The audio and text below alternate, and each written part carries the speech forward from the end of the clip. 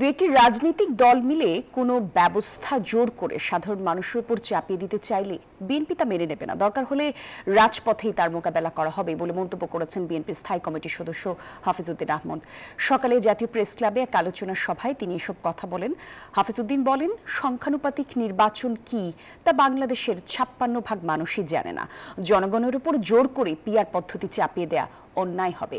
যে কয়েকটি রাজনৈতিক দল মনে করে পিআর পদ্ধতি দেশের জন্য সঠিক, তারা চাইলে নিজেদের নির্বাচনী ইশতেহারে এটি যুক্ত করতে পারে। ক্ষমতায় এলে তারা তা প্রবর্তন করুক।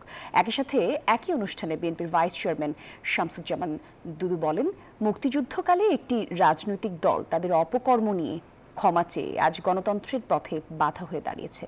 একই সাথে তিনি বলেন, গণতন্ত্র উত্তরণের জন্য সুষ্ঠু নির্বাচন ছাড়া কোনো বিকল্প নেই।